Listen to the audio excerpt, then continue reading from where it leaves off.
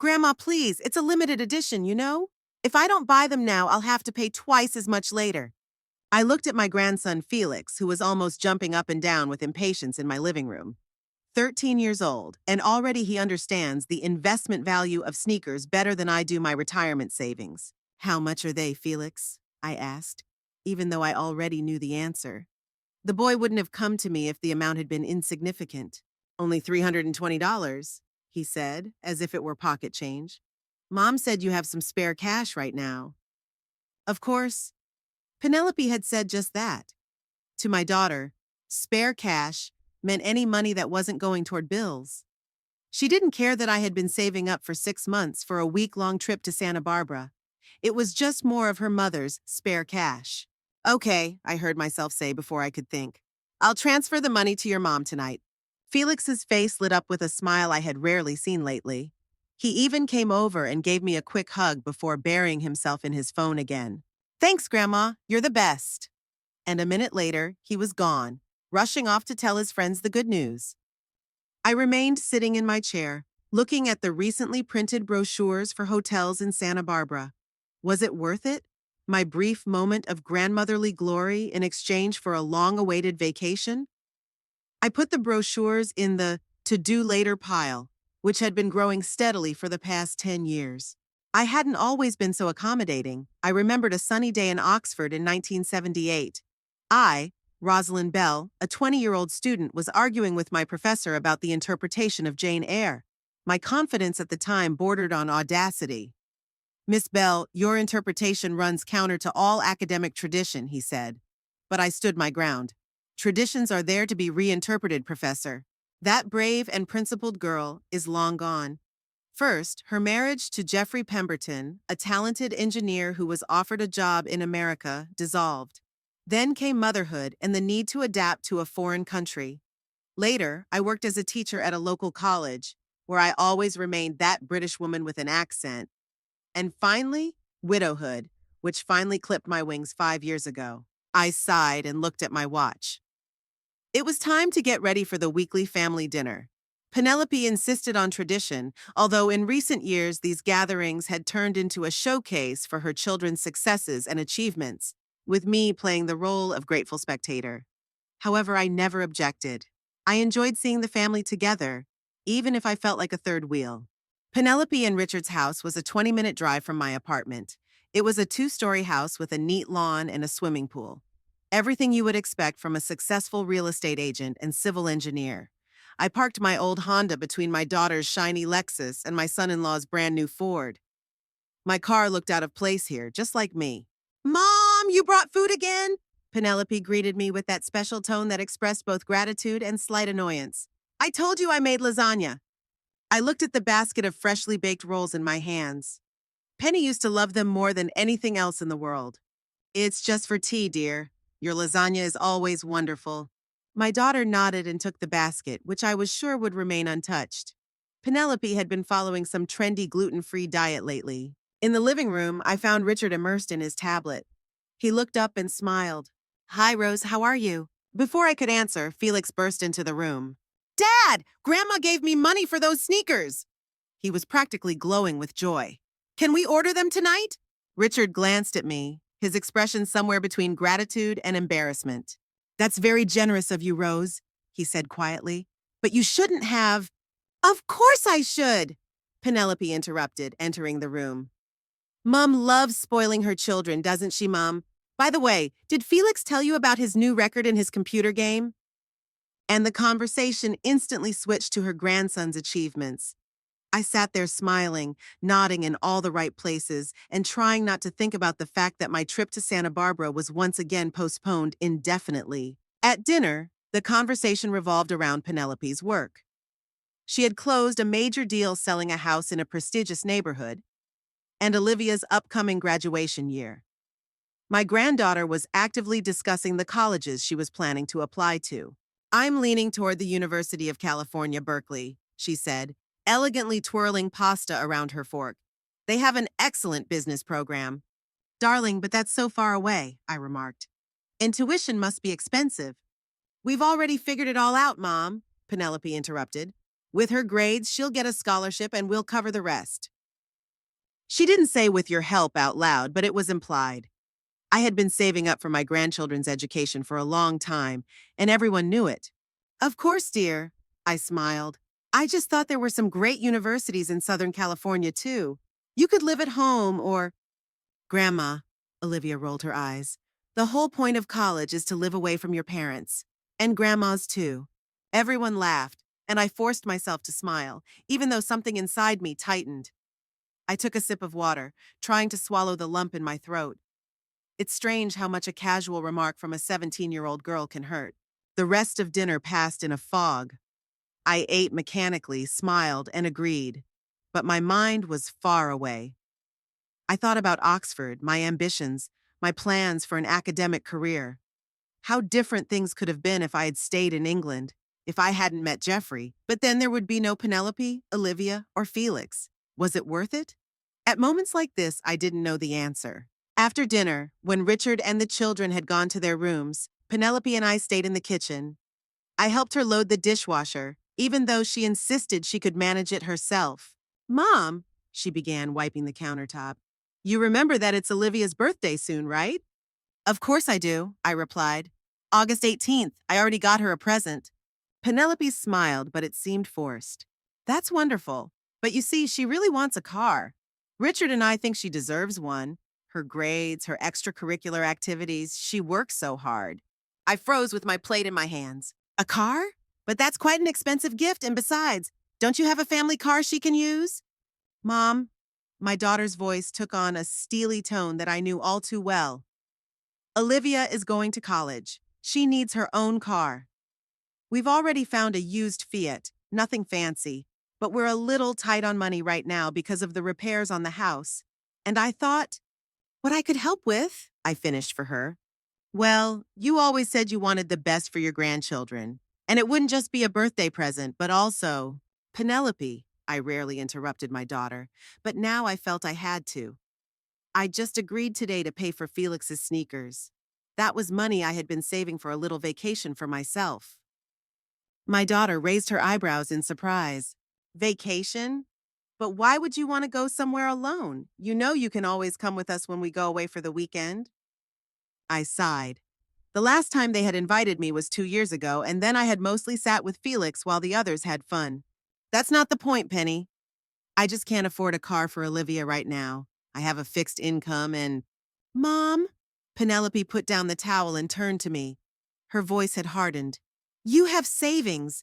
I know Dad left you a decent amount of money. What are you doing with it? You sit in your apartment and never go anywhere. Olivia is your only granddaughter. Don't you want to make her happy? Something inside me flinched. Not because of her words, they were familiar, but because I realized that I was ready to give up again. To give in.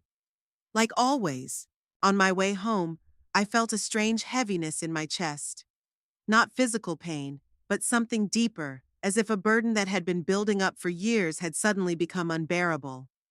Climbing the stairs to my third-floor apartment, the elevator wasn't working again. I stopped to catch my breath. Rosalinda, are you okay? I looked up and saw Beatrice Hargrove, my neighbor across the hall. She was a tall, fit woman with short gray hair and an attentive gaze. We weren't close, but we always had a friendly relationship. Yes, just the stairs, I smiled. At my age, 3 floors is a challenge. Beatrice chuckled. I'm 4 years older than you, and I never stop. It's not about age, it's about practice. She looked at me intently. Were you at your daughter's? I nodded, taking out my keys. Weekly family dinner. And how many this time? She asked unexpectedly. What, sorry? How much did they squeeze out of you this time? Beatrice didn't look away. Every time you come back from their place, you look like you've been robbed. And don't tell me you haven't. I felt myself blushing. Was it really that obvious? Beatrice, they're my family. I help them because I want to. Really? She raised an eyebrow. Or is it because you're afraid of losing them if you stop paying for their attention? Her words hit me like a slap in the face. I instinctively took a step back, clutching my bag to my chest. You don't understand, I muttered. No, you don't understand, Beatrice sighed. Listen, Rosalinda, I see it from the outside. Your daughter only comes when she wants something. Your grandchildren only call to ask for money. That's not a family. That's financial exploitation. I wanted to argue, to say something in Penelope and the children's defense, but the words stuck in my throat. Because somewhere deep down, I knew Beatrice was right. You have to learn to say no, she continued more gently. Otherwise, they'll never stop taking advantage of you. I silently opened the door to my apartment. Thanks for your concern, Beatrice, but I'll deal with my family myself. She shrugged. As you say, but if you ever want to talk, I'm always here. I nodded and closed the door behind me. My neighbor's words swirled in my head, mixing with Penelope's request for a car for Olivia. $320 for Felix's sneakers. Thousands for college. Now a few thousand more for a car. When would it end? A few days later, Penelope called again. Mom, have you thought about the car for Olivia? I took a deep breath, gathering my thoughts. After my conversation with Beatrice, I had thought a lot about my relationship with my daughter and grandchildren, about how I had let them take advantage of me all these years, about how rarely I had seen genuine gratitude or concern from them. Yes, Penny, I've thought about it, I replied calmly. And I can't do it. There was a pause on the other end of the line. What do you mean, you can't? My daughter's voice sounded incredulous. It means I'm not buying Olivia a car. Not all of it, not even part of it. It's too expensive for me. Mom, you can't be serious! Her voice was tinged with irritation now. We've almost closed the deal with the dealer. Olivia is looking forward to this gift so much. I can give her something else, something more affordable. Like what? Penelope was almost shouting. Another stupid sweater she'll never wear? Or a book she'll never read? Mom, you have no idea what modern teenagers want. Her words hurt, but I held my ground. Maybe you're right, but that doesn't change my decision. I can't buy a car. Can't or won't?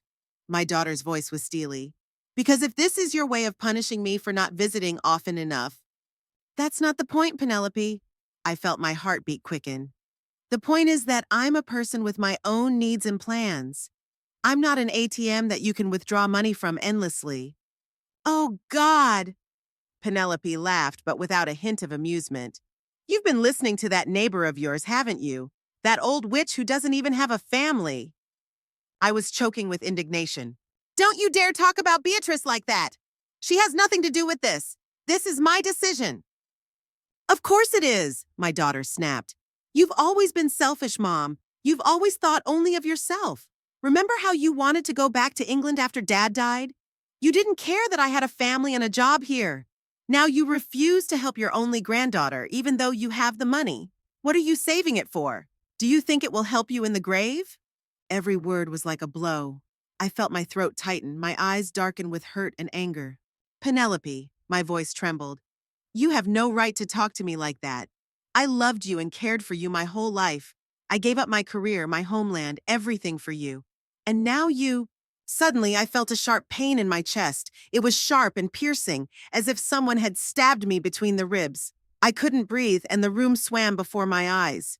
Mom, are you listening to me? Penelope's voice sounded muffled. Penny, I croaked, clutching my chest. I feel sick, my heart. The phone slipped out of my hand. The last thing I heard was my daughter's alarm voice calling my name. Then darkness enveloped me like a heavy blanket, and I fell into it thinking that this might be the end. A white ceiling, the steady beeping of machines, the smell of antiseptic. I slowly regained consciousness, trying to understand where I was. My memory returned in fragments. The phone call with Penelope, the flash of anger, the sharp pain in my chest, a heart attack. I was in the hospital. Welcome back, Mrs. Pemberton, said a soft voice to my right. I turned my head with difficulty and saw a nurse adjusting the IV. How are you feeling? Like I've been hit by a truck, I muttered, trying to sit up. The nurse gently held me back. Lie still. You need to rest. You had a myocardial infarction, a heart attack. You're lucky your neighbor heard the noise and called an ambulance. Beatrice. So she saved me. Strange, but the thought didn't surprise me. For some reason, it seemed natural that help had come from her and not from my own daughter. How long have I been here? I asked, my mouth feeling dry. Almost 2 days, the nurse said, handing me a glass of water with a straw. You were admitted the night before last. It's Monday morning now. I took a careful sip of water, feeling the cool liquid soothe my parched throat. 2 days. Where was my family? Had Penelope not come, even after hearing about my heart attack? My daughter, I began. We've contacted your next of kin, said the nurse, whose name tag read Maria, adjusting my pillow. Dr. Ramirez will be with you shortly. He'll explain everything about your condition. She smiled and left the room, leaving me alone with my thoughts and the beeping of the heart monitor. I tried to remember what had happened after I lost consciousness. Who called the ambulance? How did I get here? And most importantly, did Penelope know I was in the hospital? My phone was on the bedside table. I reached for it, wincing at the pain in my chest. The screen showed several missed calls from an unknown number, probably the hospital trying to contact someone in my contacts. There was also a message from Penelope, sent yesterday afternoon. I opened it, feeling my heart, now so unreliable and fragile, quicken in anticipation. Mom, the nurse said you had a heart attack. I hope you're okay. We're very busy right now. Olivia has an important rehearsal for her graduation ceremony, and Felix has a tournament. We'll try to stop by during the week. Don't dramatize it. You're not the first person to be hospitalized with a heart problem. Get well soon. I reread the message 3 times, not believing my eyes. Don't make a big deal out of it? We'll try to come by this week? It sounded like she was talking about a cold, not a heart attack.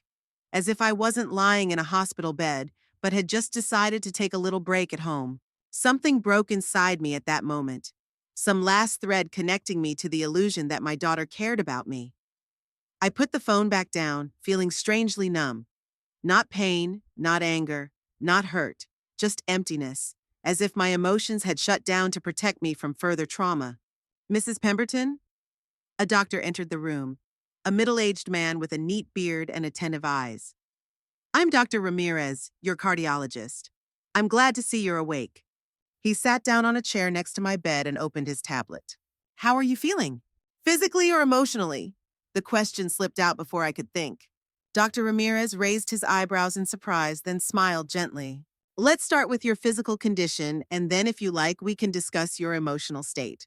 I nodded, and he began to explain my situation. I had had a moderate heart attack. Not the worst, but not mild either. It would require some treatment, possibly a stent, and definitely a lifestyle change. You need to reduce your stress levels, the doctor emphasized. Judging by your medical history, you have had high blood pressure that has not been properly treated. Combined with emotional stress, this led to the attack. Emotional stress, I repeated thoughtfully. Yes, I suppose you could call my conversation with my daughter that. Dr. Ramirez looked at me intently. Mrs. Pemberton, we try to treat the whole patient, not just the physical symptoms. If your family situation is causing you such severe stress, it might be worth discussing it with our psychologist. I'm not crazy, doctor, I objected. No one is saying you're crazy, he replied gently. But your heart is literally screaming that you need help. And it's not just about medication. I turned away to look out the window at the cloudless California sky. He was right, of course. But talking to a psychologist wouldn't solve my problems with Penelope. It wouldn't change the fact that my only daughter saw me as nothing more than a source of financial support. I'll think about it, I finally replied. Dr. Ramirez nodded and continued to explain the treatment plan. I would have to spend at least 2 weeks in the hospital. First, observation and medication, then possibly minor surgery if conservative treatment didn't work. Do you have any questions? He asked when he had finished explaining. Yes, I looked him straight in the eye. Tell me, doctor, what are my chances of a full recovery? He held my gaze. With proper treatment and lifestyle changes, they're pretty good. But I have to be honest, an attack like this is a warning. If you go back to your old lifestyle, the next one could be much more serious. What if I change my life completely? Something in my tone made him look at me more closely. Then you have every chance of living many more years of an active, fulfilling life. You're only 67, Mrs. Pemberton. This isn't the end, but perhaps a new beginning. A new beginning. Those words echoed inside me, awakening something long forgotten. A desire to live my own way.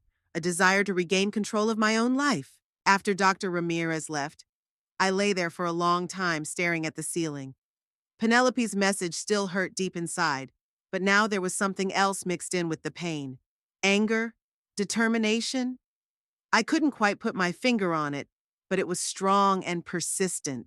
The door to the ward opened slightly, and I turned my head, expecting to see a nurse. Instead, Beatrice Hargrove stood in the doorway, holding a bouquet of wildflowers and looking concerned. "May I come in?" she asked, pausing in the doorway. "Beatrice," I tried to smile. "Of course, come in." She walked over to the bed, placed the flowers in a vase on the nightstand, and sat down in the chair that the doctor had recently vacated. "You scared me to death, Rosalind," she said without preamble. "I heard a loud noise coming from your apartment, and when no one answered the door, I called the manager with a spare key." "So you called the ambulance," I muttered. "Thank you." Beatrice waved her hand. "Don't mention it. Anyone would have done the same." She paused, then added, "Although apparently not everyone would have." I knew what she meant. "Are you talking about Penelope? She knows I'm here. She's just busy." "Busy?" Beatrice snorted. "So busy she can't visit her mother after a heart attack? Well, that says a lot about her priorities." I wanted to defend my daughter out of habit, but the words stuck in my throat. Instead, I felt tears welling up in my eyes. Beatrice noticed and gently covered my hand with hers. "Hey, I'm sorry. I didn't mean to upset you." "It's not you."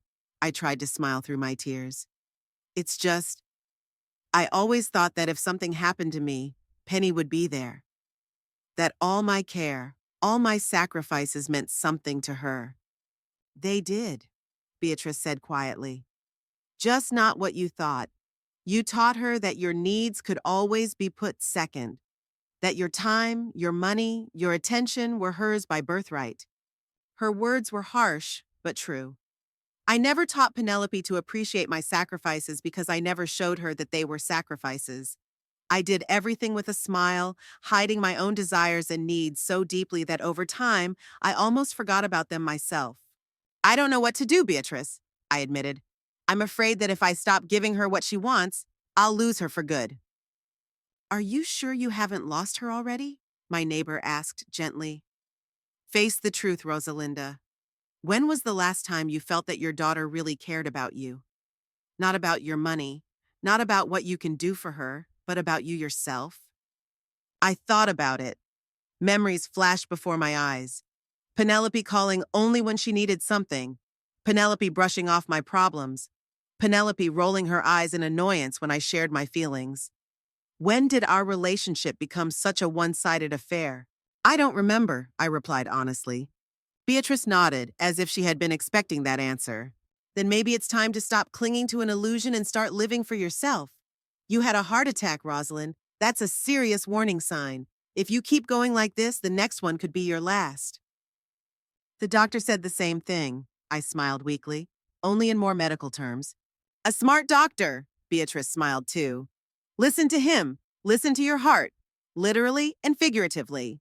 We talked for about another hour. Beatrice told me what was going on at our house and promised to water my flowers and check my mail. These were simple, everyday concerns, but they meant more to me than all of Penelope's empty promises to stop by during the week. When Beatrice was about to leave, I asked her to my own surprise, "Will you come back?" She stopped at the door and turned around. "Of course I will. Someone has to make sure you don't get depressed in that sterile box." After she left, I stared at the bouquet of wildflowers for a long time. Simple daisies, cornflowers, bluebells, nothing exotic, no expensive greenhouse plants, but they contained more warmth and care than all the expensive gifts I had ever given my family. In the evening, when Nurse Maria came to check my vitals, I decided to talk to her. "Maria, can I ask you something?" "Of course, Mrs. Pemberton," she smiled, writing down the data from the monitors. "If my daughter or grandchildren want to visit me, can you make sure they don't come in?" The nurse raised her eyebrows in surprise. "You want to restrict visitors?" "Yes," I nodded, feeling a strange mixture of guilt and relief at my decision. I I need time to recover, without any extra stress." Maria looked at me intently, and I saw understanding in her eyes. She had probably seen a lot of family drama in her career. "Of course, Mrs. Pemberton. We can make a note of that in your file. Who exactly would you prefer not to see?" "Penelope Montgomery, my daughter." It felt strange to say it out loud, but at the same time liberating. "And her children, Olivia and Felix." I paused and added, "But please let Beatrice Hargrove, my neighbor, visit." "Okay." Maria made a note on her tablet. Is there anyone else you would like to see or not see? I thought about it. My social circle had shrunk to a minimum in recent years. College classmates? We hadn't been in touch since I retired 5 years ago. Friends? Most of them had stayed in England or disappeared into their daily routines. No, no one else, I replied, and suddenly felt my heart tighten at the realization of how lonely I had become. Maria, sensing my sadness, gently squeezed my hand. You know, Mrs. Pembroke, sometimes illness is an opportunity to reevaluate your life. Many of my patients say that after they recover, they start living a new life. A new life, I echoed. Yes, maybe you're right. When she left, I lay in the semi-darkness of the ward for a long time, listening to the sounds of the hospital outside the door. Somewhere in the distance, nurses were talking, machines were beeping, and wheelchairs were rustling. Life went on as usual, but for me, something had changed irrevocably. I reached for the bedside table and took out the notebook and pen that Beatrice had thoughtfully brought with the flowers. Write if you feel like talking, she had said. I opened a blank page and began to write. What do I want from the rest of my life? The question hung in the air, demanding an honest answer. Not the one I was supposed to give as a mother or grandmother, but the one that reflected my own desires. I took a deep breath and continued writing. 1. Stop being an ATM for Penelope and the kids. My hand trembled as I wrote those words, but I forced myself to continue. 2. Take control of my finances, check my accounts, maybe change my will. 3. Do the things I've always put off. The trip to Santa Barbara is just the beginning. Maybe even go back to Oxford for a week. The words poured onto the paper as if a dam had burst. Desires, dreams, plans that I had suppressed for so long spilled out. Some were simple and concrete. 4. Sign up for painting classes. Others more abstract. 5. Learn to say no without feeling guilty. By the time I finished, the list was 2 pages long. I reread it, amazed at myself. So many desires, so much unlived life. And all this time I had wasted on people who didn't care. I closed the notebook and put it back in the nightstand. The decision wasn't fully formed yet, but its contours were already emerging in my mind. If I got out of this hospital, when I got out of this hospital, everything would be different. I would be different. That night, for the first time in a long time, I slept peacefully, without worrying about whether I was giving my family enough, without feeling guilty for sometimes thinking about myself. The heart attack that could have killed me paradoxically gave me a chance at a new life, and I was determined not to let that chance slip away.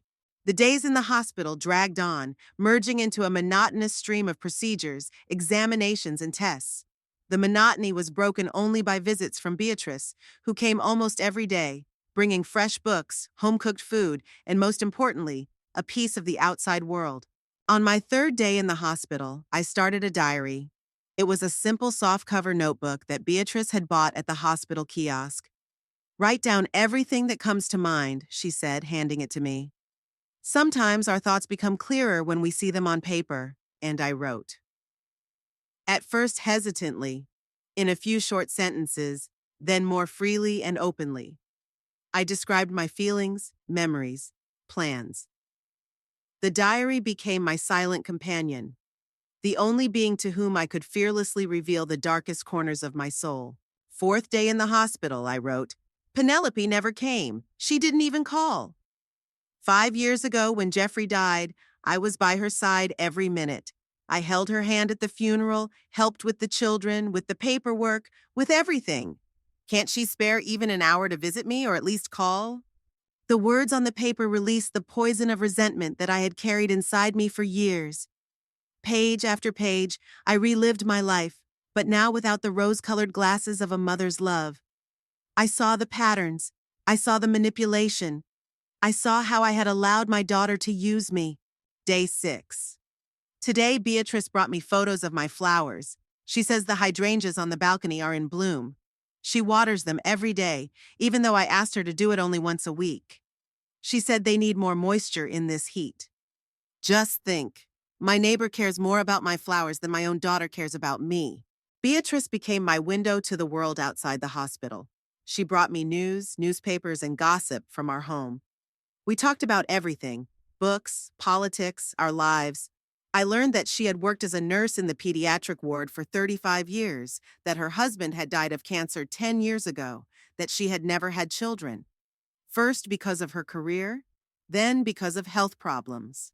Sometimes I regret it, she confessed one day, sitting by my bed and peeling an apple. But then I see how some children treat their parents, and I think maybe it's for the best. Not all children are like Penelope, I tried to argue, although my own experience suggested otherwise. Beatrice shrugged. Of course, not all of them. But not all parents allow their children to turn them into ATMs and free babysitters. She handed me a slice of apple. You're too good to her, Rose. You always have been. I didn't argue. Deep down, I knew she was right. On the 8th day of my stay in the hospital, I did something I would never have dared to do before. Waiting until Beatrice had left, I picked up the phone and dialed my bank's number. Good afternoon, this is Rosalinda Pemberton, I said when a pleasant female voice answered. I'd like to speak to my personal manager, Mr. Brown. After a few minutes of waiting, the familiar voice of Robert Brown, who had been handling my finances for the past 7 years, came on the line. Mrs. Pemberton, good to hear from you. How can I help you? Mr. Brown, I have something serious to discuss with you, I said, taking a deep breath. I want to revoke the power of attorney for my accounts that I gave to Penelope Montgomery. There was a pause on the other end of the line. Your daughter? He finally asked. May I ask why? It's personal, I replied firmly. I want complete control over my finances. In addition, I need information about the current status of all my accounts and deposits. Of course, Mrs. Pemberton, he said, a hint of surprise in his voice, but he quickly returned to his professional tone. To revoke the power of attorney, you will need to sign several documents. I can send them to you by courier. I'm in the hospital right now, I interrupted him. Anaheim Memorial Hospital, room 312. Heart attack. I paused and added, that's why I'm reviewing my financial affairs. Oh, I'm very sorry to hear that, Mr. Brown said sincerely. In that case, I'll bring the documents to you myself after work today, if you don't mind. I'd be very grateful. After talking to the banker, I felt a strange mixture of anxiety and relief.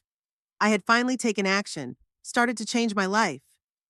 It was scary, but at the same time it filled me with an energy I hadn't felt in years. Mr. Brown, true to his word, appeared in my room around 6 in the evening with a briefcase full of documents. He was clearly shocked by my condition, pale with IV tubes and monitors all around me. But he quickly pulled himself together. I've brought all the necessary forms, Mrs. Pembroke, he said, laying the papers out on the bedside table. This is the revocation of the power of attorney, and here is a statement of your accounts. I looked at the statement and couldn't help but gasp in surprise. The amount was significantly less than I had expected. There must be a mistake, I said, pointing to the numbers. There should be more in the main account. Mr. Brown frowned and took the statement. Let me check the transactions for the last year, he said, taking out his tablet and quickly scrolling through some data. Yes, indeed, there is a series of large withdrawals. Here, look. He showed me the screen, and I felt everything inside me go cold. Over the past 2 years, Penelope had withdrawn almost $80,000 from my account. Small amounts, $2,000 or $3,000 at a time, but regularly. Money I had saved for years. Money that was supposed to secure my old age. I didn't authorize these withdrawals, I said quietly. Mr. Brown looked at me sympathetically. They were made under power of attorney, Mrs. Pemberton. Your daughter had every right to— Legally, yes, I interrupted. Morally, no. I looked up. Is there any way to get that money back? He shook his head. I'm afraid not, unless your daughter voluntarily agrees to return it, or if you take her to court for breach of trust. But to do that, you would have to prove that she acted against your interests. I understand, I interrupted his explanation. Well, then it's all the more important to revoke this power of attorney as soon as possible. I signed all the necessary documents, trying to keep my hand from shaking. Mr. Brown promised that the revocation would take effect tomorrow and offered to set up additional protection for my accounts. Notifications of any transactions and 2-factor authentication for online banking. And one more thing, he said before leaving. I would recommend that you consider revising your will in light of current circumstances. I nodded, knowing he was right. That was the next item on my agenda. That night, I couldn't sleep for a long time. The revelation about the missing money burned inside me. It wasn't so much the amount itself, although it was significant, as the betrayal. How could Penelope? How could she justify it to herself? And more importantly, what else was she hiding from me? The answer came the next day when Beatrice brought me the mail from the house. "There's something from the tax office," she said, handing me a stack of envelopes. "And something else from the insurance company." I opened the letter from the tax office first and felt the blood drain from my face. It was a notice of property tax arrears for my country house in the suburbs of Anaheim, a small cottage I had inherited from Jeffrey, a house I hardly ever used and rented out through an agency, or at least I thought I did. "What's wrong?" Beatrice noticed my state. I silently handed her the letter. "I don't understand," she said after reading it. "Don't you pay your taxes automatically from the rent?" "I should have," I said, opening the second envelope from the insurance company and finding a similar notice of delinquency. "It looks like the rent payments for the last year didn't go to me." Beatrice frowned. "Do you think the agency is cheating you?" I shook my head, suddenly remembering a conversation with Penelope a year ago. "Mom, there are so many problems with that agency. Why don't I take over managing the house? I'm a real estate agent after all. I know the market better. You won't even have to worry.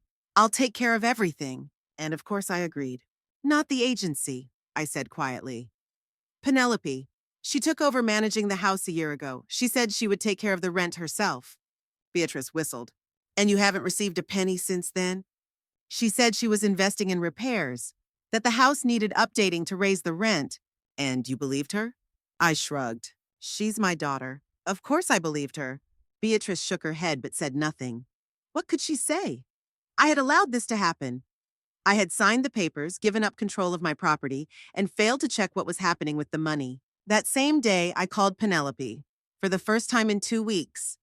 She didn't answer twice, but on the third try, she picked up. "Mom," her voice sounded surprised. "Are you home yet?" "No, I'm still in the hospital," I replied, trying to keep my voice steady. "But I'm being discharged in 2 days." "Oh, that's great," she tried to sound enthusiastic. "I'm sorry I didn't visit you. I've just been so busy at work, and then there were Olivia's final exams." "Penelope," I interrupted her, "I need to talk to you about money." There was a pause on the other end of the line. "What money?" "The money from my account that you've been withdrawing for the last 2 years without my permission, and the income from renting out the house that you've been pocketing for the last year." Another pause, then a nervous laugh. "Mom, what are you talking about? I never—" "Don't lie to me, Penelope." My voice was quiet but firm. "I have the bank statements and letters from the tax and insurance companies about the debt on the house. The house that was supposedly bringing in income." "I can explain," she said quickly. "That money isn't for me. It's for the children. For Olivia's college, for—" "There's a special account I opened for Olivia's college when she was born," I cut her off. "And for Felix, too. They're untouched. You took that money for yourself." "Fine." Her voice hardened. "Yes, I took the money, but you always said that everything you have belongs to the family, that it's our money. Shared doesn't mean yours alone, Penelope. And it doesn't mean you don't have to ask permission." "Permission?" She was almost shouting now. "I'm your daughter. I don't need permission to use what is rightfully mine." There it was, her true colors, greed, naked and unadulterated. "Rightfully?" I asked quietly. "By what right, Penelope? The right of birth. I earned that money, me and your father, years of work, savings, wise investments, and it belongs to me as long as I live." "You don't need it anyway," she blurted out. "What do you do with it? You sit in your apartment, don't go anywhere, don't buy anything. Why do you need so much money?" "Maybe I wanted to ensure a decent old age for myself," I replied, "or leave an inheritance to my grandchildren directly, bypassing you, or spend it on myself, traveling the world. It doesn't matter, Penelope. What matters is that it's my money, and I'll decide how to spend it." "What do you want from me?" Her voice now sounded alarmed. "Do you want me to give you back the money? I don't have it. We spent it on renovating the house, on—" "I know you won't give it back," I interrupted. "And I won't ask you to. Consider it my last gift to you. But that's it, Penelope. I've revoked your power of attorney over my accounts. I'm taking away your control of the house, and I'm changing my will." "What?" Her voice broke. "Mom, you can't—" "I can," I said firmly. "And I'm doing it. I love you, Penelope. You're my daughter, and nothing will ever change that. But I won't let you take advantage of me anymore. This is all because of her, isn't it? Penelope asked suddenly. Because of your neighbor. She's turning you against me. No, Penelope, it's all because of you, I sighed. Beatrice just helped me see what I've refused to see for years. You'll regret this. My daughter's voice sounded cold. When you need help, when you can't take care of yourself, don't come to me. Don't worry, I replied quietly. I won't come. I pressed the end button and put the phone down on the table. My hands were shaking, but not from fear or doubt, from determination. I had finally said what I should have said years ago. The next 2 days flew by in a whirlwind of activity. I contacted a family lawyer recommended by Beatrice. Mr. Jenkins arrived at the hospital with a briefcase full of documents and listened patiently to my story without showing any surprise or judgment. Unfortunately, Mrs. Pembroke, your case is not unique, he said, taking notes. I specialize in protecting the elderly from financial abuse, and believe me, you are not the first mother to face this situation. We discussed my options. I could sue Penelope for fraud. The evidence was on my side, but I didn't want to. Despite everything, she was still my daughter, and a public scandal with a trial would destroy what little relationship we still had. Instead, we focused on protecting my assets for the future. Mr. Jenkins drew up a new will in which most of my property went to a trust fund for my grandchildren, with the stipulation that they would only have access to the money when they turned 25. I decided to leave a portion of the funds to Beatrice. It was only fair, considering her support during a difficult time, and a small amount went to the local literary college where I once taught. Penelope received a symbolic amount, enough to prevent the will from being contested on the grounds that I had forgotten about my daughter, but small enough to show that her behavior had consequences. Are you sure about this part? Mr. Jenkins asked, pointing to the section about Beatrice. I usually advise clients to think carefully before leaving property to people outside the family, especially in situations where the relationship is recent. I shook my head. We've been neighbors for 7 years, I replied. And this woman has done more for me in 2 weeks than my own daughter has done in years. This is my conscious choice. He nodded and continued filling out the paperwork. Finally, the day of discharge arrived. Dr. Ramirez gave me detailed instructions on medication, diet, and physical activity. The heart attack had left its mark. I needed to be careful, avoid stress, and get regular checkups. But overall, the prognosis was favorable. Remember, Mrs. Pemberton, he said, shaking my hand goodbye. Your heart has been through a lot, but it's stronger than you think. You just need to learn to listen to it, both literally and figuratively. I smiled, understanding the deep meaning of his words. That was exactly what I had learned during my 2 weeks in the hospital, to listen to my heart, to my true desires, and not to suppress them for the sake of a false sense of duty. Beatrice was waiting for me in the lobby with a bouquet of wildflowers, the same ones she had brought on the first day. Ready to start a new life? She asked with a smile. I nodded, clutching the handle of my small suitcase tightly. More than ready. We left the hospital under the bright California sun. For the first time in a long time, I felt truly free. I had a plan. I had determination. And I knew that I would never again let anyone, not even my own daughter, dictate how I lived my life. The taxi stopped at a familiar 3-story red brick house. I paid the driver while Beatrice took my small suitcase out of the trunk. Finally home, I breathed, looking at the building where I had lived for the past 7 years. Beatrice took my arm, not so much because I was weak as to show her support. They fixed the elevator yesterday, she said with a smile, just in time for your return. When we reached the 3rd floor, I froze in front of my apartment door. It was a strange feeling, like returning not to my home, but to some new, unfamiliar place. The last 2 weeks had changed me so much that even familiar spaces seemed foreign. I inserted the key into the lock, turned it, and froze in the doorway. Something was wrong. Something had changed in the appearance of my living room. I slowly walked inside, looking around. The flowers on the windowsills looked fresh and well-tended, thanks to Beatrice. The furniture was in its place, the books were on the shelves, the dishes were in the cupboards. But something was missing. My porcelain collection. I muttered, staring at the empty display case where 12 antique figurines brought from England had once stood. It's gone. Beatrice frowned, looking around the room.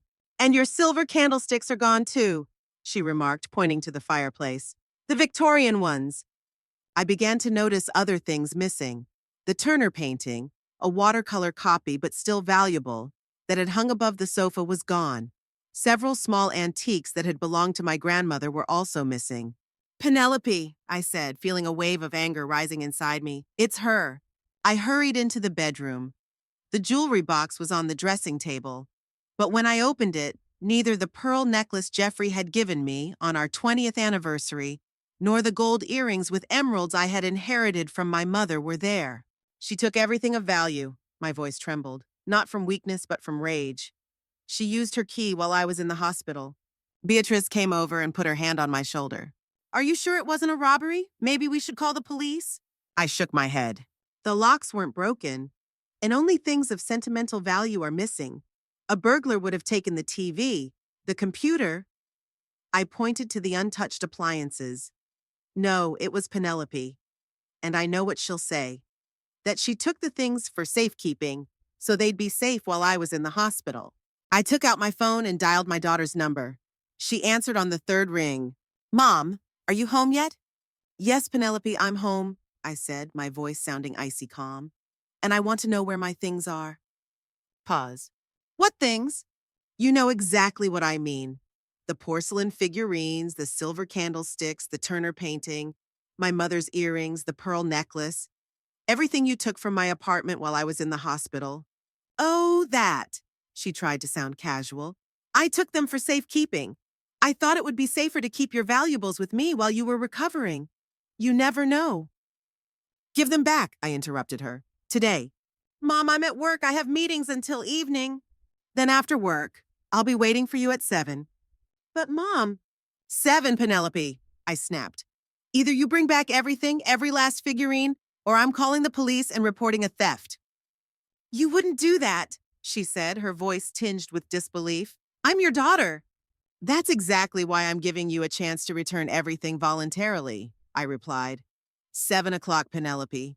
Don't be late. I ended the call, feeling my heart pounding in my chest. Beatrice looked at me with concern. You mustn't worry, Rose. The doctor said... I know. I took a deep breath, trying to calm down. But sometimes worry is inevitable. I'd rather go through this conflict now than suffer years of injustice. Beatrice nodded, understanding my logic. Do you want me to stay with you until she arrives? I thought about it for a moment, but then shook my head. No, thank you. This is a conversation I need to have on my own. But if you don't mind, come by after. I may need some moral support. We agreed that Beatrice would come by around 8, and she left, leaving me to sort through my things and prepare for the unpleasant conversation. At exactly 7 o'clock, the doorbell rang. I opened the door and saw Penelope loaded down with boxes. Behind her stood Richard with 2 more boxes in his hands. Come in, I said, stepping aside to let them into the apartment. Penelope, without looking at me, went to the coffee table and began unloading the figurines. Here, everything is safe and sound, she said with feigned nonchalance. I told you I just took them for safekeeping. I watched silently as she and Richard unpacked my things. The painting, the candlesticks, the porcelain, everything was in its place. When they finished with the boxes, I asked, What about the jewelry? Penelope tensed. What jewelry? My mother's emerald earrings, my father's pearl necklace, a gold bracelet with diamonds, everything that was in my jewelry box. Oh, those, she said, reluctantly pulling a small velvet bag out of her purse. They were somewhere else. I almost forgot. I took the bag and emptied its contents onto the table. All the jewelry was there except for one piece. Where's the bracelet? Penelope avoided my gaze. It's with Olivia. She borrowed it for her prom. I thought you wouldn't mind. When was the prom? 3 days ago. And she hasn't returned the bracelet yet? Penelope shifted awkwardly from foot to foot. You see, Mom, she's so in love with it. And besides, you always said that everything you have will be ours someday.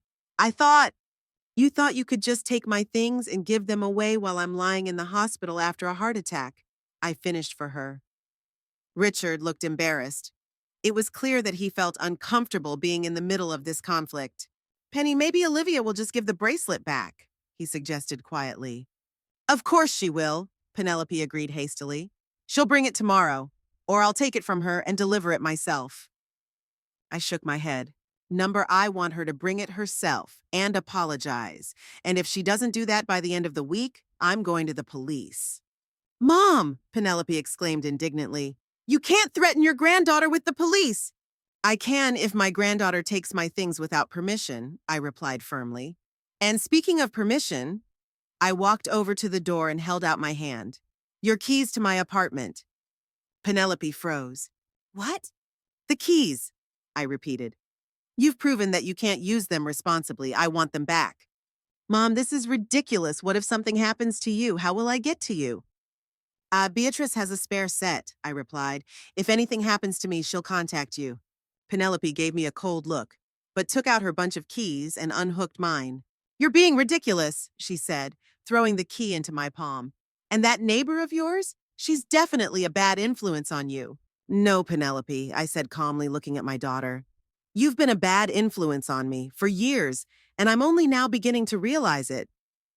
There was an awkward pause. Richard shifted from foot to foot, clearly wishing he was anywhere but there. Penelope looked at me as if she were seeing me for the first time, and in a sense, she was. The Rosalind Pemberton I used to know never spoke to her daughter like that. Well, she finally said, forcing a smile. Now that we've cleared up the matter of the things, there's something else I wanted to talk to you about. I raised an eyebrow questioningly. Olivia got a letter from the University of California, Penelope continued excitedly. She got in. Can you believe it? My girl is going to attend one of the best universities in the country. Congratulations, I said sincerely. Despite all our conflicts, I was happy for my granddaughter. That's wonderful news. Yes, it's amazing, Penelope perked up. Of course, now we need to think about housing, textbooks, a laptop. She looked at me meaningfully. The expenses will be considerable. So that's it. The real reason for the visit. Olivia has an education fund, I reminded her. I set it up when she was born. There should be enough to cover the basic expenses. Yes, but that will only cover her tuition, Penelope replied quickly. There's also housing, food, textbooks, and a car. Olivia definitely needs a car. The campus is huge and she'll want to come home on weekends. I raised my hand to stop the flow. Penelope, I'm not buying Olivia a car. Not now, not later. But Mom. No, I said firmly and decisively. The education fund is all I've set aside for her schooling. If you need additional funds, you and Richard can take out a student loan or help Olivia find a part-time job. After all, she's your daughter. Penelope looked as if I had slapped her. I can't believe you're refusing to help your own granddaughter. I'm not refusing to help, I replied calmly. I already have by setting up a fund to cover her education. But I refuse to be your family's ATM. No more bottomless pockets, Penelope. No cars, designer clothes, or expensive gadgets. Just an education. And that's from money I've been saving for years specifically for this purpose. Penelope grabbed her bag in a rage. Let's go, Richard, she said to her husband. We're leaving. Richard nodded awkwardly at me. Get well, Rose, and I'm sorry about all this. When the door closed behind them, I took a deep breath and sank into my chair. The confrontation had drained me of all my strength, but at the same time, I felt a strange sense of relief. It was as if I had thrown off a heavy burden that I had been carrying for years. I looked at the key Penelope had given me back. One key, and such a feeling of liberation. But it wasn't enough. I remembered the advice of Mr. Jenkins, my lawyer. Change the locks, Mrs. Pemberton. Even if you get the keys back, there's no guarantee that copies weren't made. The next morning, I called a locksmith and ordered a complete replacement. The locksmith arrived 3 hours later, a strong, middle-aged man named Joseph. He quickly and professionally replaced all the locks, explained how the new system worked, and handed me a set of keys. Would you like me to make extra copies? He asked. For relatives or friends? Just one, I replied, for my neighbor. When Beatrice arrived that evening, I handed her the new key. Only for emergencies, I said, or if I ask you for it. She nodded, understanding the importance of the moment. How did the meeting with your daughter go? I told her about the confrontation, about the returned items, about the request to buy a car for Olivia, and my refusal. I'm proud of you, Beatrice said simply when I finished. Not everyone would have found the strength to set such boundaries, especially with their own child. It wasn't easy, I admitted, and it's not over yet. Tomorrow, Mr. Jenkins and I are going to the notary to draw up all the documents. A new will, a trust fund for the grandchildren, a power of attorney for emergency medical decisions. Would you like me to go with you? Beatrice offered. I gratefully accepted her offer. The next day was busy. Mr. Jenkins picked us up at 9 in the morning and we went to the notary's office, an elderly woman with a sharp gaze and decisive manner. Mrs. Pemberton, I have reviewed the documents prepared by Mr. Jenkins, she said, putting down the folder. Everything is in order, but I am required to ask, are you making this decision voluntarily, without coercion? And are you fully aware of the consequences of changing your will? Absolutely voluntary, I replied firmly. And yes, I am fully aware of what I am doing. The notary nodded with satisfaction and began the process of certifying the documents. One by one, I signed the papers that made my decisions legally binding.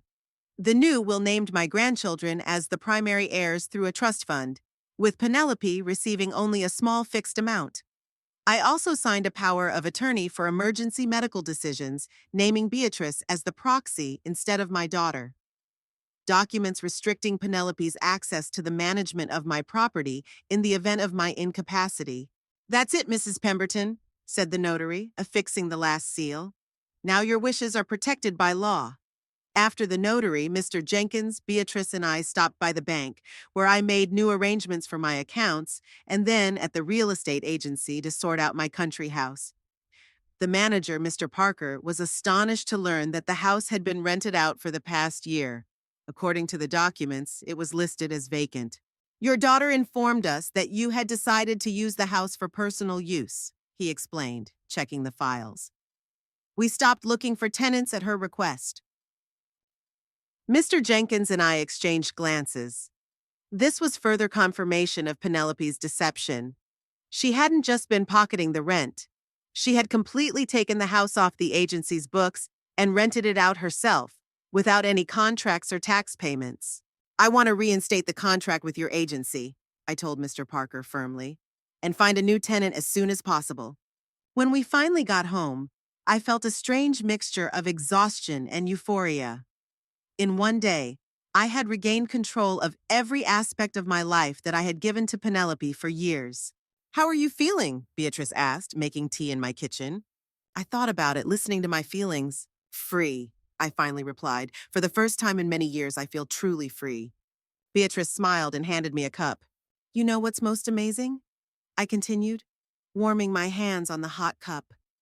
I don't feel guilty anymore. All my life, I thought I had to sacrifice myself for my daughter, my grandchildren, my family, that otherwise I would be a bad mother, a bad grandmother. But now, I shook my head, surprised at my own feelings. Now I realize that the only person I've really owed all these years is myself. Better late than never, Beatrice remarked philosophically. Some people never come to that realization. We sat on the balcony among the blooming hydrangeas, enjoying the warm evening and conversation. For the first time in a long time, I looked to the future with anticipation rather than anxiety. I had plans, so many plans. A trip to Santa Barbara, art classes, maybe even a trip to England to visit the places where I grew up. And for the first time in many years, these plans did not depend on Penelope's wants and needs. They were mine alone. I had finally regained not only my property and money, but more importantly, my dignity, my independence, my life. It was a rare, pleasant spring day. I was sitting on the balcony with a cup of tea and a new book, enjoying the simple pleasures of life, when my phone burst into a loud trill. Penelope's name appeared on the screen. I took a deep breath, preparing myself for the conversation, and answered. What does this mean? Penelope shouted without greeting me. Her voice trembled with rage. What do you mean, change of inheritance? Mr. Bryant just called me. Mr. Bryant was our family accountant, who had been handling my and Penelope's financial affairs for the past 15 years. Apparently, he felt it was his duty to inform her of my recent decisions. That's exactly what you heard, Penelope, I replied calmly. I've changed my will and some other financial arrangements. But how could you? Her voice rose to a shriek. It's the family inheritance. You have no right. Actually, I do. I remained calm, although my heart was already beginning to beat faster. It's my property, and I have the right to dispose of it as I see fit. I'm coming! I'm coming right now! She blurted out and hung up. I put down the phone and took a sip of my now lukewarm tea. This moment was inevitable, and I had been preparing for it ever since I signed the new documents at the notary's office. Penelope was not the type to take the loss of control over my finances lightly. Less than an hour later, the doorbell rang. I looked through the peephole and saw Penelope, flushed with her hair tousled, clearly rushing straight from work. Richard was shifting from foot to foot beside her, looking even more awkward than usual. I opened the door and said calmly, "Come in." Penelope burst into the apartment like a hurricane. "How could you do this to me?" she exclaimed, not even letting me close the door. "To your own daughter. Disinheriting me it's... I haven't deprived you of your inheritance," I replied calmly, gesturing for them to come into the living room. "You'll get a certain amount, just not everything." $25,000. She practically spat out the number. 25,000 of your entire fortune. That's an insult, not an inheritance. I sat down in an armchair, maintaining a calm exterior, although inside I was writhing in pain. No matter what, this woman was still my daughter, my flesh and blood. "Please sit down," I said. "Let's talk like civilized people." Richard immediately sank down onto the sofa, but Penelope remained standing, her arms crossed over her chest. "What is there to talk about? You betrayed your family. You gave our money to strangers." "No, Penelope," I shook my head. "Most of the money will go to your children when they turn 25, through a trust fund that you won't be able to control.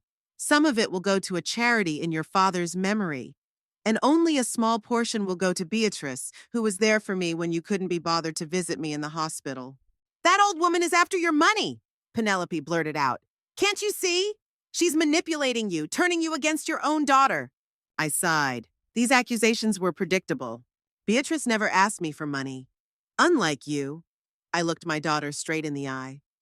She didn't come to the hospital to get anything, but to give her time, attention, care. "I couldn't come. I had work children."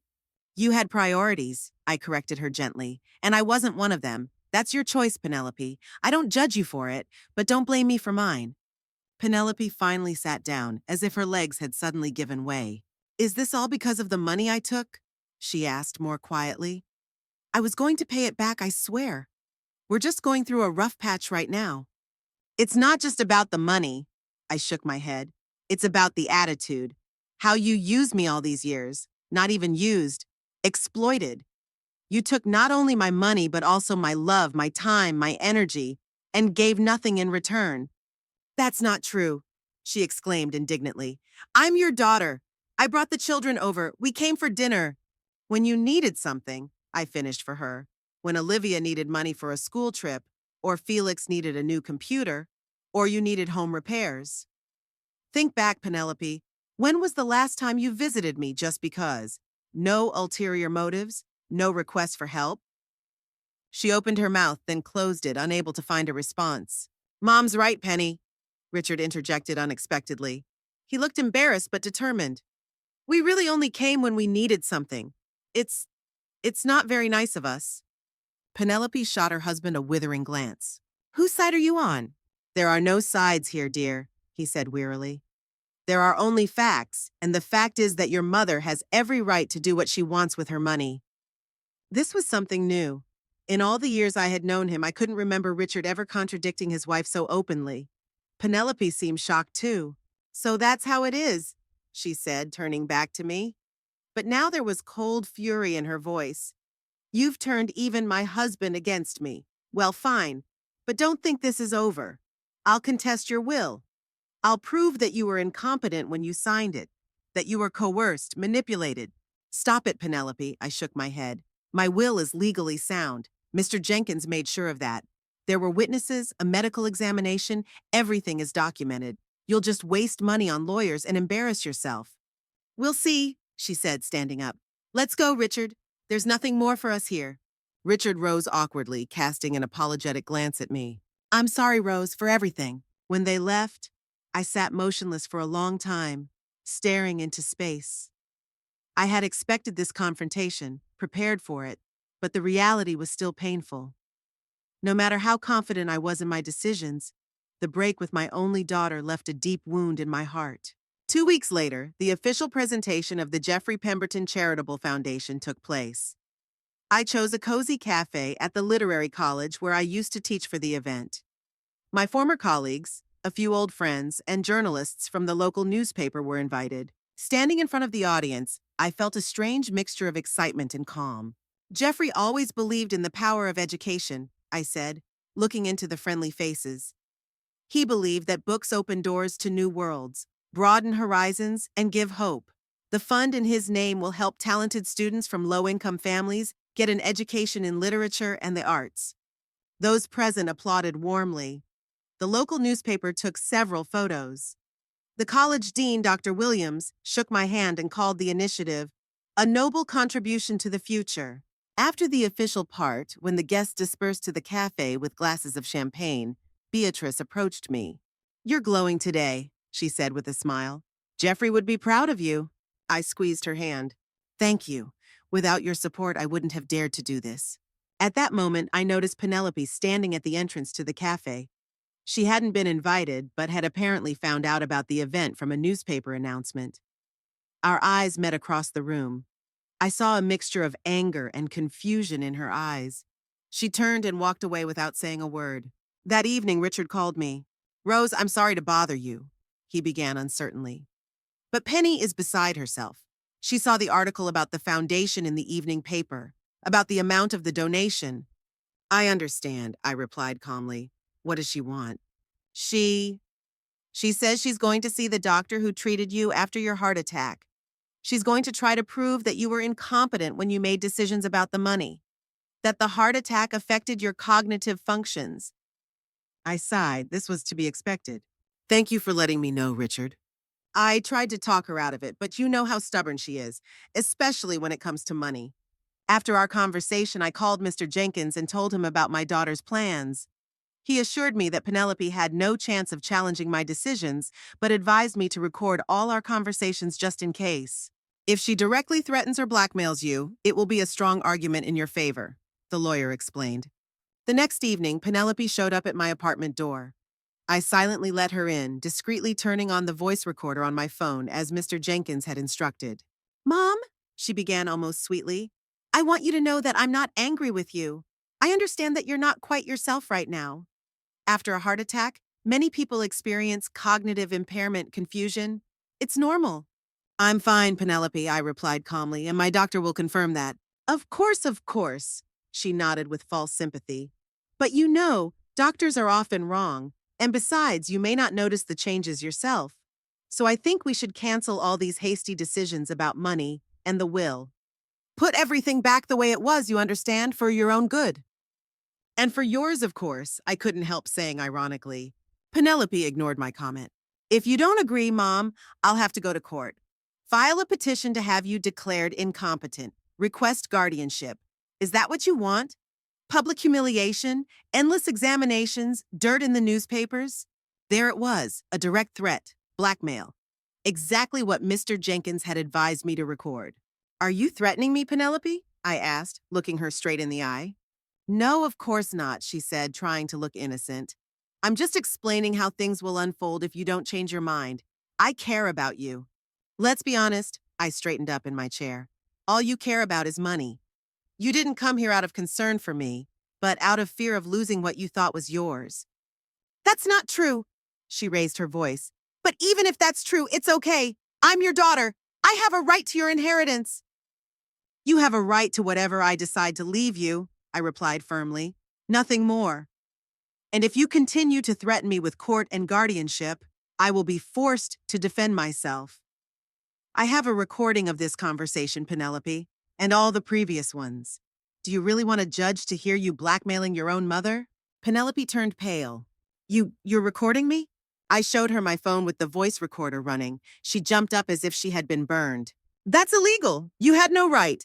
"In California, it's legal to record a conversation if at least one party knows about it," I explained calmly. I knew, so the recording is legal. Mr. Jenkins explained all the legal details to me. Penelope grabbed her bag and headed for the door. "You'll regret this," she said over her shoulder. "I swear you will." When the door slammed behind her, I turned off the recorder and emailed the recording to Mr. Jenkins as we had agreed. Despite the firmness I had shown during the conversation, I was now shaking. Seeing such hatred in the eyes of my own child was unbearably painful. The next few months passed relatively quietly. Penelope took no legal action. Apparently, the conversation with the tape recorder had convinced her that it was a dead end. She didn't call or visit, as if she had erased me from her life. My grandchildren were silent too, although Olivia did return my diamond bracelet. She sent it by mail without a note. I immersed myself in my charity work, started taking the painting classes I had dreamed of for so long, and even booked a trip to Santa Barbara for the fall. Life was gradually getting back on track, although there was still a painful emptiness in my heart that nothing could fill. Everything changed at the end of August when Beatrice had a bad fall in her apartment. I found her when I brought her some freshly baked cookies. She was lying on the kitchen floor, unable to get up. At the hospital, she was diagnosed with a broken hip, a serious injury for someone her age. After the operation, she faced a long rehabilitation. When the doctor said that she would not be able to live alone at first, I offered without hesitation, "Move in with me. I have a spare room and I can help you." Beatrice refused at first, not wanting to be a burden, but I insisted. "You were there for me when I was sick," I reminded her. "Now it's my turn." That's how our life together began. At first, it was supposed to be temporary, just for the duration of her rehabilitation. But days turned into weeks, weeks into months, and we both realized that we didn't want anything to change. We were comfortable together. We complemented each other. She cooked amazing breakfasts. I dealt with paperwork and bills. She knew everything about gardening. I knew everything about literature and art. We could spend hours discussing books, sharing memories, planning little trips. "You know," Beatrice said one evening over tea, "when I was young, I thought that family was only blood relatives. But now I realize that real family is the people you choose, and the people you choose." I squeezed her hand, feeling a lump rise in my throat. "You're right, the family you choose is sometimes stronger than blood ties." A year passed. Spring arrived, and the Jeffrey Pemberton Charitable Foundation organized a large event in the city park. Literary readings, master classes, and fundraising for scholarships for talented students. Beatrice and I were in the middle of the organizational hustle and bustle, greeting guests and making sure everything went according to plan. In the midst of the event, I noticed a familiar figure at the information booth, Olivia, my granddaughter, whom I hadn't seen in over a year. She had grown noticeably older, changed her hairstyle, and become more reserved in her mannerisms. Next to her stood Felix, who had grown half a head taller and now looked almost like a young man. I didn't dare approach them, not knowing how they would react. But then Olivia turned her head and saw me. Our eyes met. For a few long seconds, we looked at each other through the crowd. Then she said something to Felix, and they both headed toward me. "Grandma?" Olivia's voice sounded uncertain. We saw the announcement for the event at the college and decided to come." "It's great that you're doing this," Felix added unexpectedly, "helping students and all." I didn't know what to say. A year of silence, hurt, pain, and here they were standing in front of me as if nothing had happened. Or maybe something had happened that I didn't know about. "I'm glad to see you," I finally said. "I'm very glad." "We are too," Olivia said, nervously fiddling with the bracelet on her wrist.